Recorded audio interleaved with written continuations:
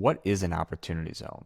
Start with what it is. And I tell clients, this is a unique piece of legislation that allows you to be very tax efficient when you've generated gains from a sale of really anything, not your primary home or a vacation home, but most things you can invest those gains into an opportunity zone.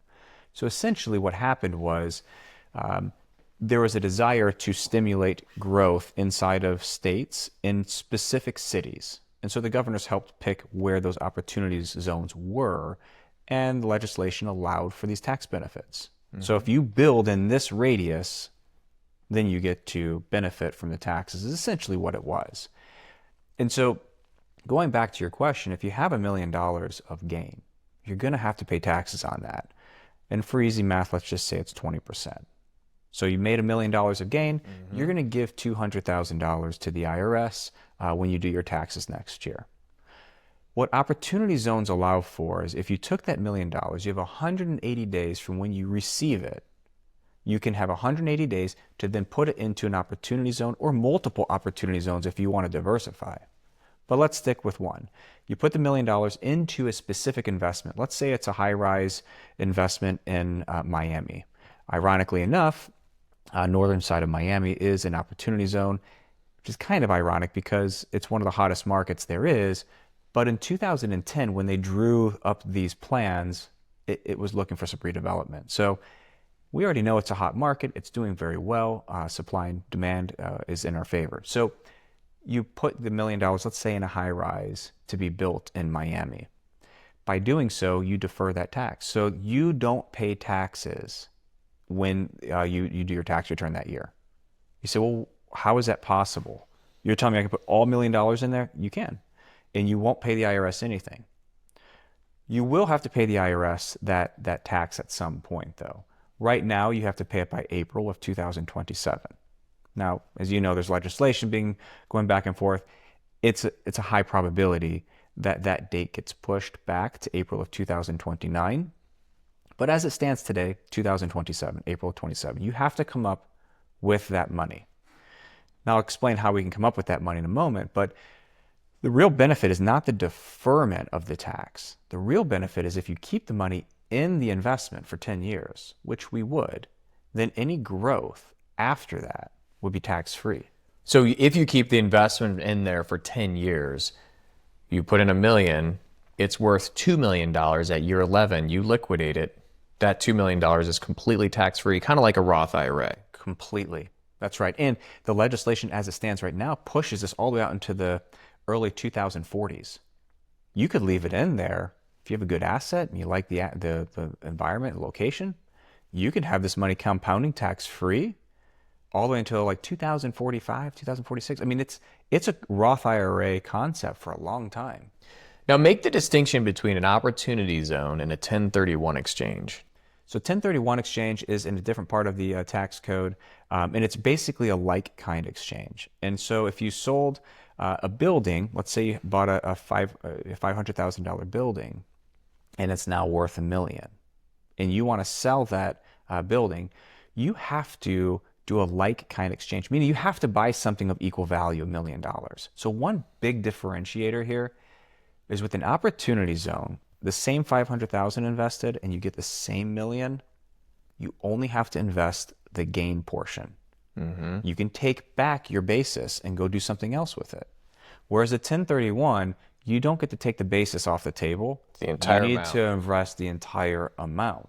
And a second big difference, right, would be that it's real estate only, not an operating business. So if you sell an operating business, surgery center share, for instance, you cannot 1031 a surgery center share. You would put the gain in an opportunity zone, right, versus 1031s are specific to real estate. Yeah, and 1031s have their place as well, because 1031, another differentiator is when that money goes into another investment, you don't pay any taxes on that gain.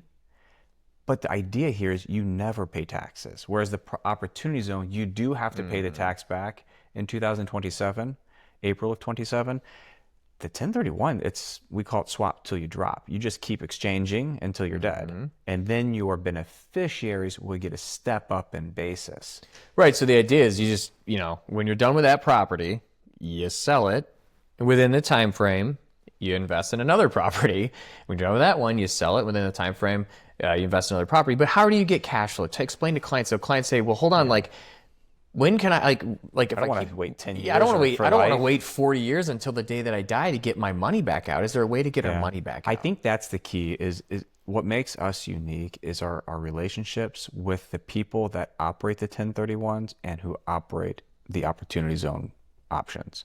That's a really key differentiator, because if you do this right, your 1031 should produce income to you while you have it held there. So you're getting revenue from it. We're not waiting till we die to benefit from it. We just don't want to pay taxes on it. The opportunity zone, if you do this really well, which some of our partners, as you know, we can actually put that money to work in some projects that have already been going on for 3-4 years. You're getting in right when assets are, we say, coming online, meaning we have tenants moving into them and revenue starting.